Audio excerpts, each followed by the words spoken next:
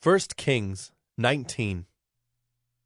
Ahab told Jezebel all that Elijah had done, and how he had killed all the prophets with the sword.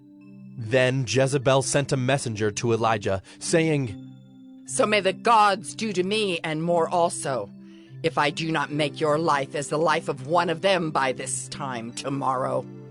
Then he was afraid, and he arose and ran for his life and came to Beersheba, which belongs to Judah, and left his servant there. But he himself went a day's journey into the wilderness, and came and sat down under a broom tree. And he asked that he might die, saying, "It is enough.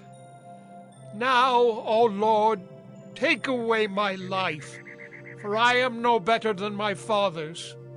And he lay down and slept under a broom tree. And behold, an angel touched him, and said to him, "Arise and eat." And he looked, and behold, there was at his head a cake baked on hot stones, and a jar of water. And he ate and drank, and lay down again.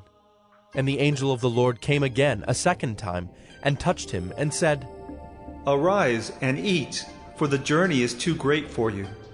And he arose and ate and drank, and went in the strength of that food 40 days and 40 nights to Horeb, the mount of God.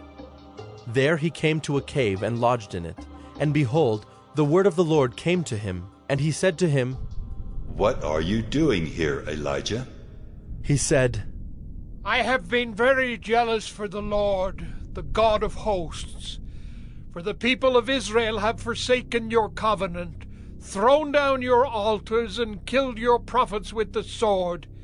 And I, even I only, am left, and they seek my life to take it away."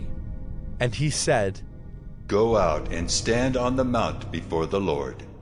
And behold, the Lord passed by, and a great and strong wind tore the mountains, and broke in pieces the rocks before the Lord. But the Lord was not in the wind. And after the wind an earthquake, but the Lord was not in the earthquake. And after the earthquake a fire, but the Lord was not in the fire.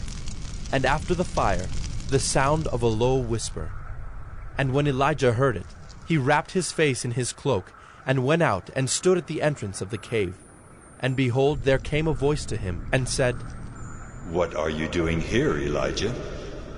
He said, "I have been very jealous for the Lord, the God of hosts. For the people of Israel have forsaken your covenant, thrown down your altars, and killed your prophets with the sword.